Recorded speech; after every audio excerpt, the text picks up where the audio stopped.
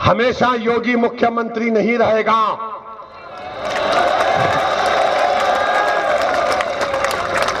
हमेशा मोदी प्रधानमंत्री नहीं रहेगा। और हम मुसलमान वक्त के एतबार से खामोश जरूर हैं, मगर याद रखो हम तुम्हारे जुल्म को भूलने वाले नहीं हैं। हम तुम्हारे जुल्म को याद रखेंगे। अल्लाह अपनी ताकत के जरिए तुम्हारा जय हिंद दोस्तों, सुना आपने असदुद्दीन ओवैसी को। आखिर ये सब परिस्थितियां क्यों और कैसे बनी, आइए समझते हैं इस वीडियो में। आपने इतिहास तो जरूर पढ़ा होगा कि अपना देश भारत 800 साल तक गुलाम रहा, कभी मुगलों का तो कभी अंग्रेजों का। लेकिन कभी आपके मन में ये प्रश्न नहीं आता कि हम गुलाम आखिर रहे क्यों? क्या कारण थे जिसकी वजह से हम गुलाम रहे? सन 1192 में मोहम्मद गौरी ने तराइन के युद्ध में सम्राट पृथ्वीराज सिंह चौहान को हराकर गौरी के गुलाम कुतुबुद्दीन ऐबक ने भारत में गुलाम वंश की नींव रखी। 1192 के युद्ध से पहले पृथ्वीराज सिंह चौहान ने मोहम्मद गौरी को 17 बार युद्ध में हरा दिया था, लेकिन उसे हर बार माफ कर दिया और उसे जाने दिया। लेकिन उसने पहली बार में ही पृथ्वीराज सिंह चौहान को मार दिया था। उनका उद्देश्य शुरू से ही एकदम साफ रहा है, दुश्मन को कोई माफी नहीं। और हम शुरू से ही अपने दुश्मनों को माफ करते आए और भाईचारा बढ़ाते आए, और आज भी हम यही कर रहे हैं। फिर जब हमें 1947 में अंग्रेजों से आजादी मिली तो पाकिस्तान एक अलग मुस्लिम देश बना दिया और हमने भारत को धर्मशाला बना लिया। कितना दयालु है हमारा हिंदू धर्म कि फिर से इन सबको हमने छाती पर वार करने के लिए एक धर्मनिरपेक्ष देश बना दिया और इन सबको रख लिया अपने ही इस देश में।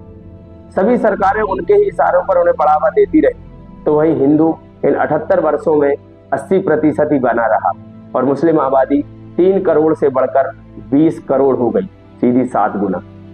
फिर आया 2014, जब एक हिंदू हितों की बात करने वाला एक हिंदू इस देश की गद्दी पर बैठता है और गुजरात के मुख्यमंत्री रहते गोधरा जैसे कांड की वजह से एक मुस्लिम विरोधी छवि के साथ।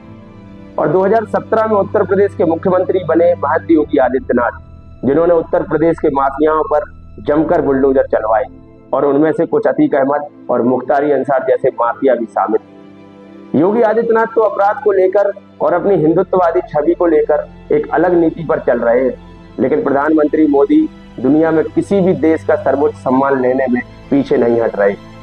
2025 आते आते कैसे इन्होंने अपना चेहरा दिखाया, क्योंकि इन 10 सालों में ना तो हिंदुओं की गौमाता को राष्ट्रमाता का दर्जा मिला और ना ही हिंदुओं को गुलाम बनाने वाले मुस्लिमों की जनसंख्या को रोकने वाला कानून, ना ही समान नागरिकता का कोई कानून आया। नागरिकता देने वाला कानून तो आया, लेकिन यहाँ रह रहे अवैध रोहिंग्यास और अवैध तरीके से मुसलमानों को भगाने वाला कानून अभी तक नहीं आया।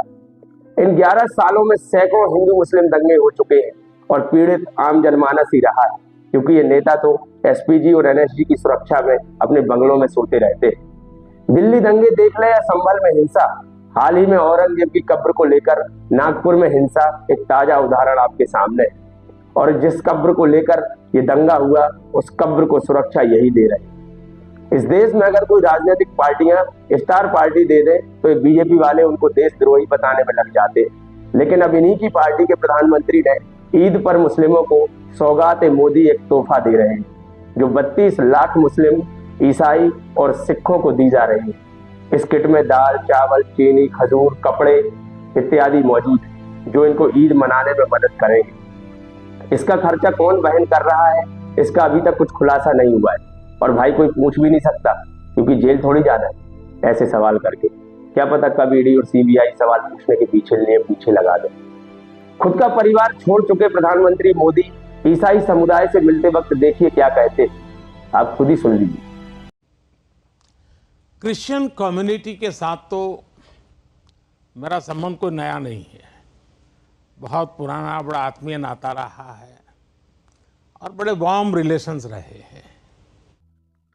और मुस्लिम समुदाय से मिलने में तो एक परिवार जैसी फीलिंग आती है इनको। ये बोलते हैं मुझे मुख्यमंत्री या प्रधानमंत्री मत बोलिए, मैं आपके परिवार जैसा हूं। सुनिए इस वीडियो में। आप सभी के बीच आना मेरे लिए परिवार में आने जैसा होता है।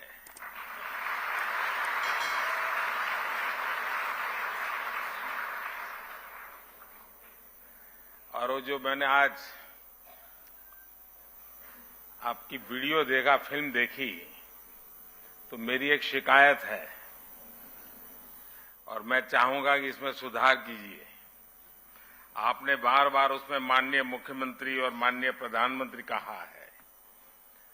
मैं आपके परिवार का सदस्य हूं, न मैं यहां प्रधानमंत्री हूं न मुख्यमंत्री हूं। अब आपने वीडियो की शुरुआत में असदुद्दीन ओवैसी का बयान तो सुना ही, वो किस तरीके से उतावले हैं योगी और मोदी के हटने के लिए कि हम अपने ऊपर हुए जुल्मों का हिसाब ले सके। और वो हिसाब किससे लेंगे? इस देश के आम हिंदुओं से। और जिनकी वजह से ये सब परिस्थितियां बनी हैं, उनके क्या विचार हैं, ये भी आप सुन ही लीजिए। ज्यादा से ज्यादा ये मेरा क्या कर लेंगे भाई? नहीं बताइए क्या कर लेंगे? अरे हम तो फकीर आदमी हैं, झोला लेके चल पड़ेंगे जी। ये तो झोला उठाकर चल देंगे, लेकिन इस देश के हिंदू क्या करेंगे? फिर किसी नए व्यक्ति पर भरोसा करेंगे, फिर वो भी ऐसे ही कोई दोगला निकलेगा जो चादर भेजेगा अजमेर शरीफ और सौगात बांटेगा गाय काटने वालों।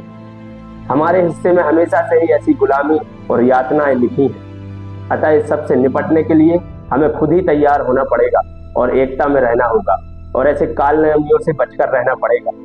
इस वीडियो में इतना ही। वीडियो को लाइक और शेयर करें और चैनल को सब्सक्राइब जरूर करें। धन्यवाद।